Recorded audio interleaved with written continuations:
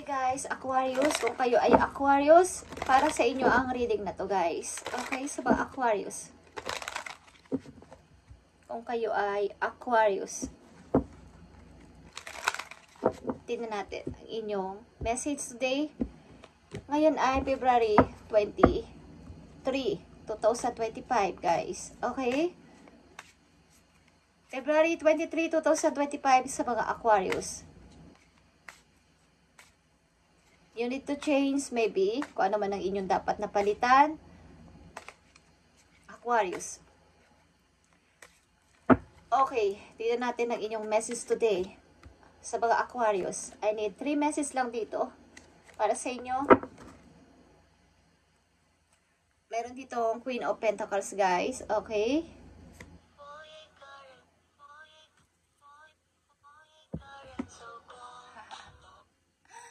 Nagpi-play ang okay.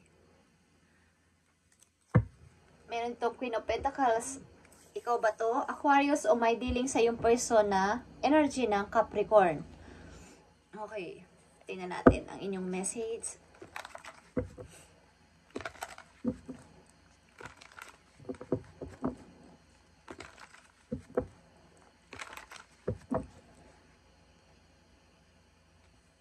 Kumusta na kayo guys sa mga Aquarius? Kumusta ang inyong February? Malapit na ang March.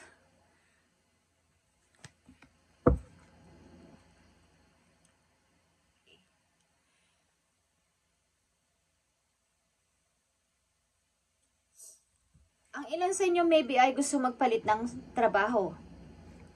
At nakuha nyo na or andyan na. So, gusto nyo to. Gusto nyo tong work na to.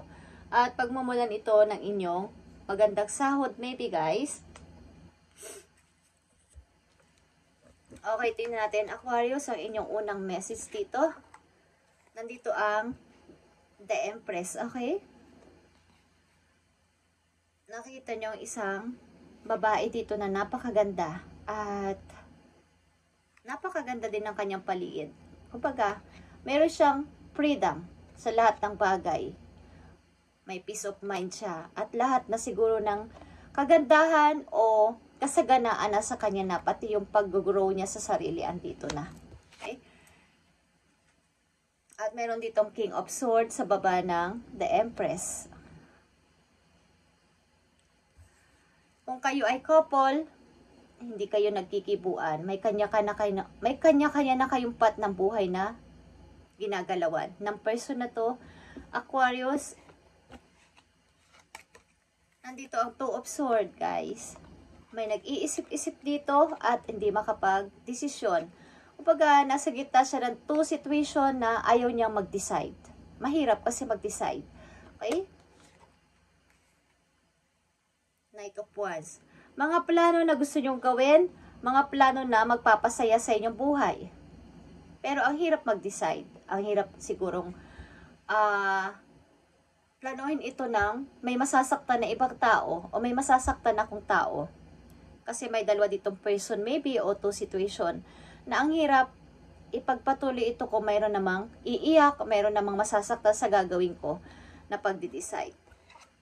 At nandito ang offer, mga offer guys.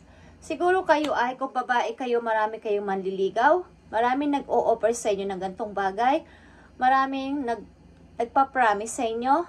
Okay? Yeah, guys. 10 of Cups.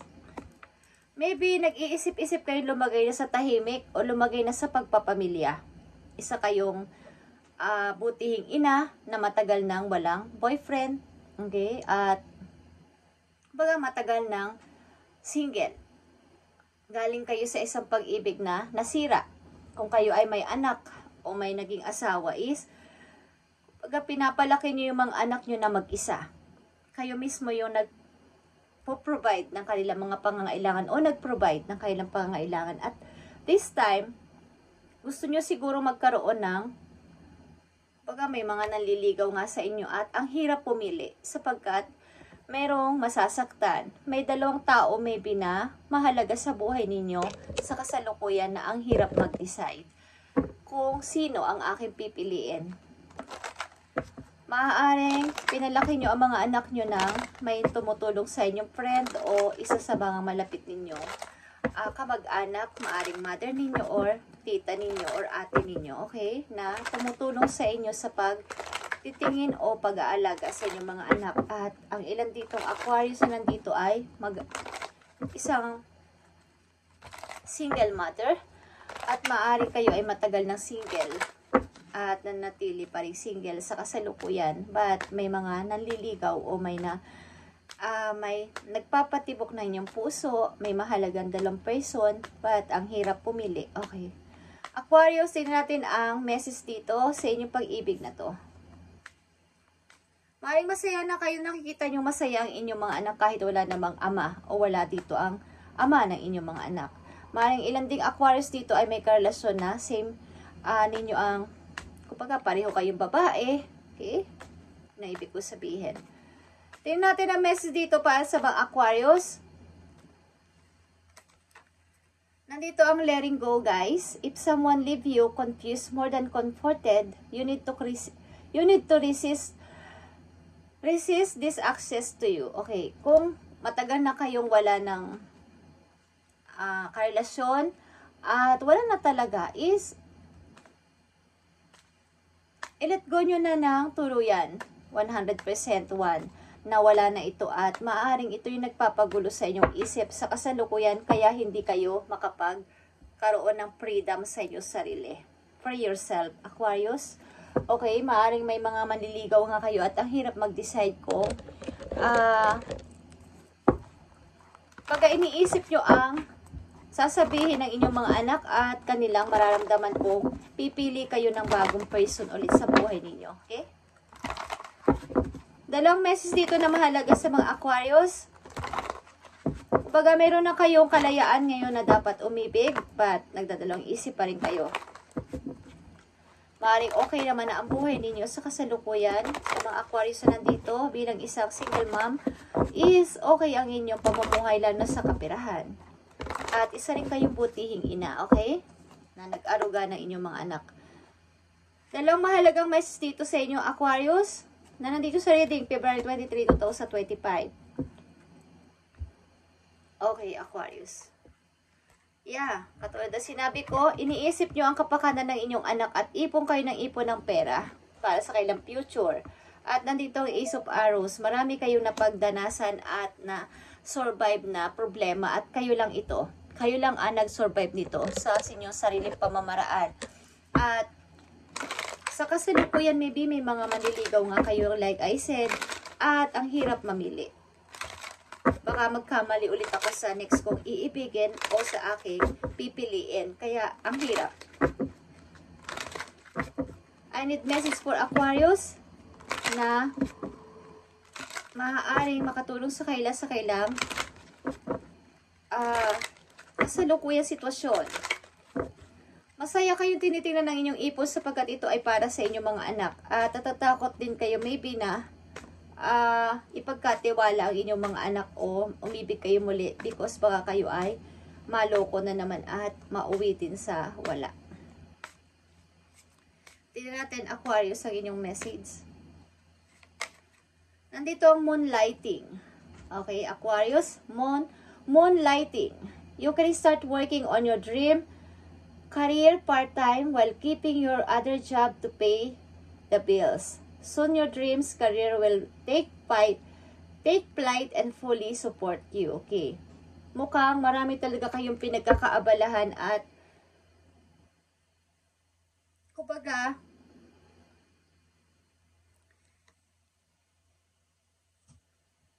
gusto niyo rin magpalit ng employment.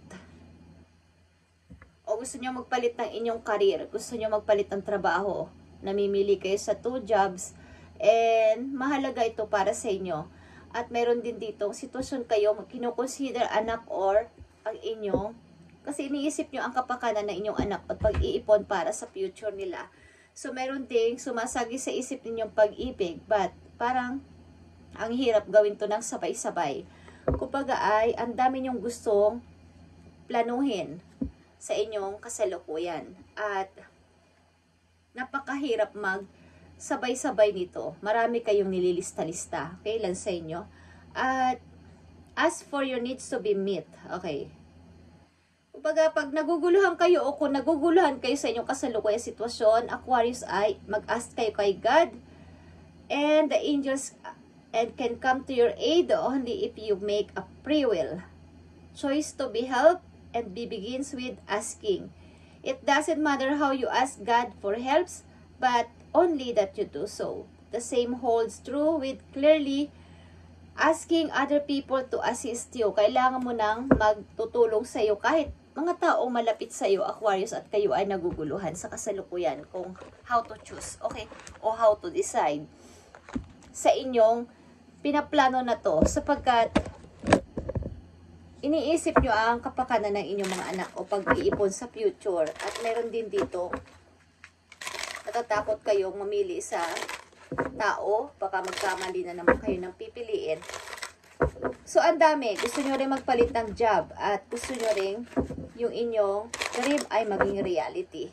Sige, kumbaga para to sa ang mas malaki ang porsyento nyo dito na pinag-iisipan ay about sa trabaho. Okay? Isang message dito na mahalaga sa mga Aquarius. Isa kayong butihing ina dito. Okay? Lumalabas at lumalabas ang King of Swords sa inyong reading, guys. Napaka-practical yung tao at maaari din na may mauugnay sa inyong tao na medyo seryoso pagdating lalo sa pag-ibig. Isa itong parang military type na person, seryoso, may pagka-cold heart. But, kumbaga, wala sa salita, hindi siya matamis magsalita, pero ginagawa niya sa aksyon. Kumbaga, katulad nga ng isa mga militar, may isa silang salita. Okay, kapag sinabi nila at matigas ang kanilang pag-decide. The Chariot. Okay. Yeah. Mukhang mahilig kayo sa red rose. Mahilig kayo sa pulang rosas, guys, sa ilang Aquarius, at maaaring isa sa mga araw na to o ngayong taon na to, mayroon kayong dapat piliin na person. Okay? At ito yung inyong ikakatagumpay, guys. Maaari ding namimili kayo kung maglilipat kayo ng trabaho o magpapalit ng amo o magpapalit ng pinagtatrabahuhan, kumpanya man yan o amo, kahit saan. Okay? Is gusto nyo magpalit. At mauugnay kayo maybe sa isang tao na seryoso sa buhay pag nag-isip at talagang yung pag sinabi niyang gusto kita, Aquarius, gusto kita, wala na siyang paligoy-ligoy pa at direct to the point siya magsalita. Okay? Thank you, Aquarius, at ito yung message ngayong February 23, 2025 at sana kayo ay makapag-choose na dito ng maayos at balabalansihin itong inyong private life, ang inyong pag-ipon para sa inyong mga anak at itong sa inyong trabaho dito at tuluyan na makalet go sa nakaraan for yourself at ipagpatuloy yung nasimulan dito. Maaaring kayo ay mag-isang pinalaki nyo ang inyong mga anak ng kasamang inyong mother or ang malapit na tao sa buhay ninyo. Okay? At napakahirap sa inyo bilang isang nag-iisa nagpalaki sa inyong mga anak yung mga bagay na to na ibala-balanse. Okay? Thank you and God bless, Aquarius.